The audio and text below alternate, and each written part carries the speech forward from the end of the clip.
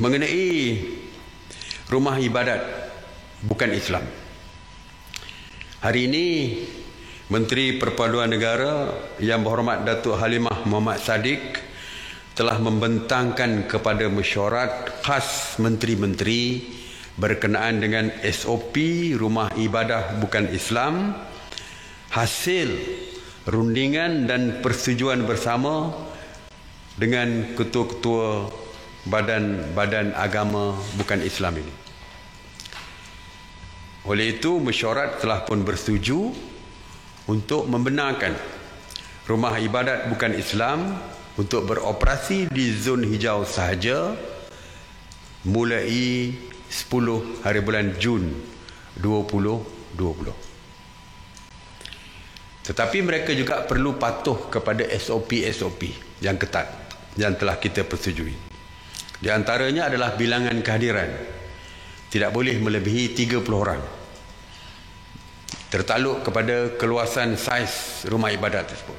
Kalau rumah ibadat itu kecil, tidak boleh memuatkan 30, maka kuranglah daripada 30. Bukan makna bila kita kata 30, spesnya kecil, maka berhimpit-himpit. Tidak boleh. Dia mesti berdasarkan juga keluasan tempat itu, walaupun maksimumnya 30. Penganut yang berumur 70 tahun ke atas dan kanak-kanak di bawah umur 12 tahun tidak dibenarkan hadir. Saringan suhu badan, penyediaan hand sanitizer, pemakaian topeng muka juga perlu dipatuhi setiap masa. Dan satu lagi ialah kebenaran menggunakan rumah ibadat agama bukan Islam ini hanya untuk warga negara Malaysia saja.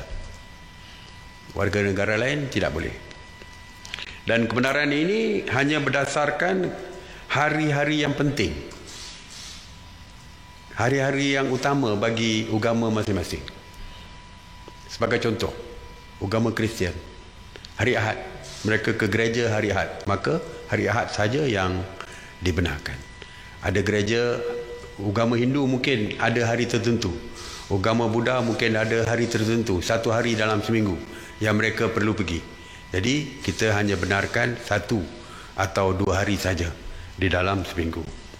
Setakat ini kita meluluskan sebanyak 174 rumah ibadat di seluruh negara yang dibenarkan beroperasi, termasuk 84 kuil, 15 tokong, 67 gereja dan 8 gurdwara Sikh.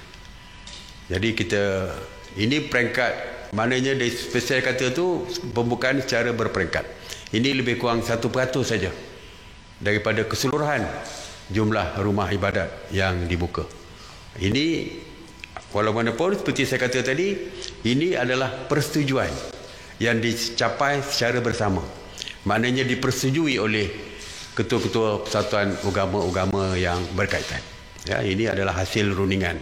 Bukan kita yang memutuskan, menetapkan. Ini bukan mesyuarat khas menteri, tetapi cadangan daripada mesyuarat di antara Menteri Perpaduan dengan pemimpin-pemimpin agama yang berkaitan. Manakala prosedur pelaksanaan urusan perkahwinan di rumah ibadah mereka masih lagi ditangguhkan. Pegawai-pegawai Kementerian Perpaduan Negara termasuk Jabatan Perpaduan dan Integrasi Nasional telah dilantik sebagai pegawai pemantau di bawah Seksyen 3 Akta Pencegahan dan Pengawalan Penyakit Berjangkit 1988, iaitu Akta 342. Kementerian Perpaduan Negara akan bekerjasama dengan kerajaan negeri untuk menyelaraskan pelaksanaan pembukaan rumah-rumah ibadat ini bersama dengan pihak berkuasa tempatan. Kebenaran operasi ini akan ditarik balik jika ada di antara tempat-tempat tersebut gagal untuk mematuhi SOP yang telah pun dikeluarkan dan sebenarnya dikeluarkan juga oleh rumah-rumah ibadat tersebut.